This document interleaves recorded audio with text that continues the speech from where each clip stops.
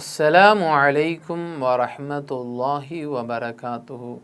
الحمد لله رب العالمين والصلاة والسلام على سيدنا محمد رسول الله صلى الله عليه وسلم. أما بعد.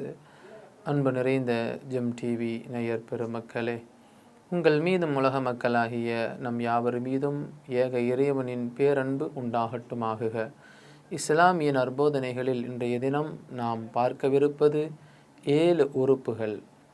அருமையான நேயர் பெருமக்களே, நம்மை படைத்த இறைவனின் அன்பும் அருளும் நமக்கு கிடைக்க வேண்டும் என்று சொன்னால் இறைவன் முதன்மையாக சொல்லுகிறான், வமா ஹலக்குத்துல் ஜின்ன வல் இன்ச இல்லா லியஅபுதூன், மனிதர்களையும் ஜின்களையும் என்னை வணங்குவதற்காக வேண்டியே தவிர நான் படைக்கவில்லை என்று இறைவன் கூறுகிறான்.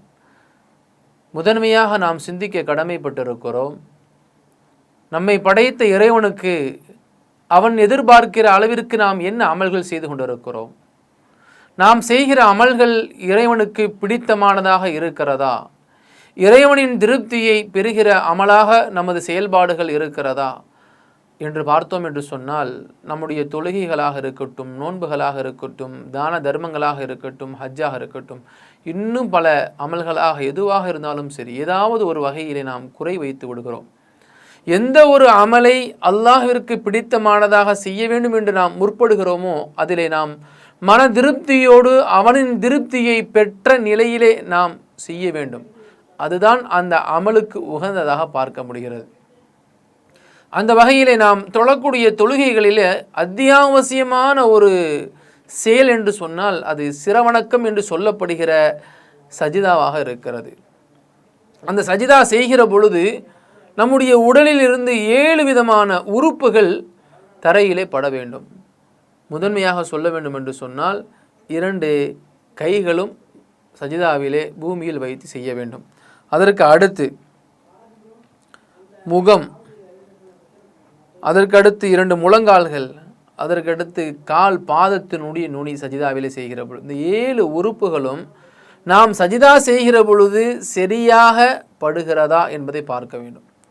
ஏனென்று சொன்னால், நம்மை படைத்த இறைவனுக்காக வேண்டி நாம் இறங்கி பூமியில் மண்டியிட்டு சஜிதா செய்கிற பொழுது அந்த 7 உறுப்புகளும் பூமியிலே பட வேண்டும் என்று நபிகள் நாயகம் ஸல்லல்லாஹு அலைஹி வஸல்லம் அவர்கள் கூறுகிறார்கள்.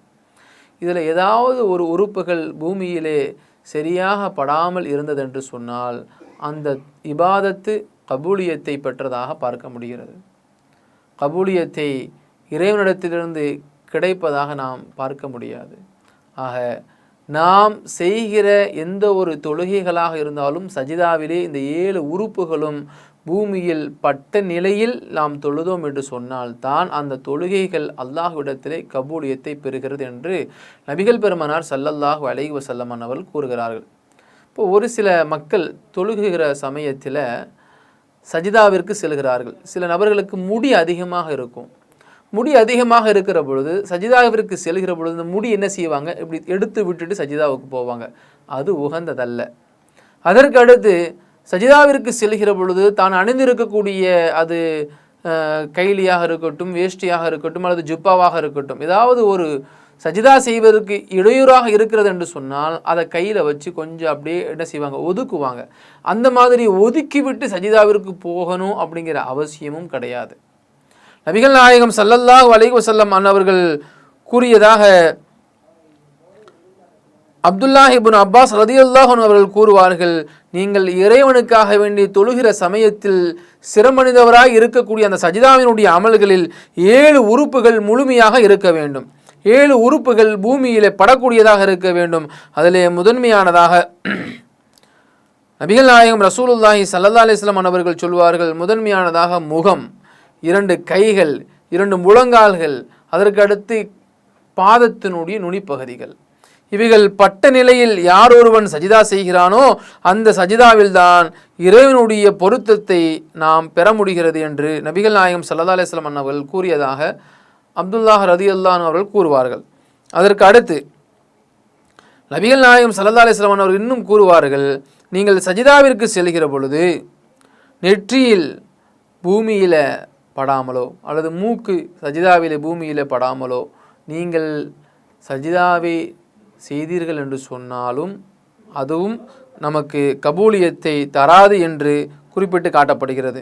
அது மட்டும் இல்லாமல் நபிகள் நாயகம் ரசூலுல்லாஹி ஸல்லல்லாஹு அலைஹி வஸல்லம் அவர்கள் அதற்கு அடுத்து குறிப்பிட்டு காட்டுகிறார்கள், தொழுகும் பொழுது நம்முடைய ஆடையோ நம்முடைய தலைமுடியோ ஏதாவது சஜிதாவிற்கு போவதற்கு இடையூறாக ஏதாவது பொருளோ இருந்தது என்று சொன்னால் அதை நீங்கள் அங்கும் இங்குமாக ஒதுக்கணுன்ற அவசியம்லாம் கிடையாது.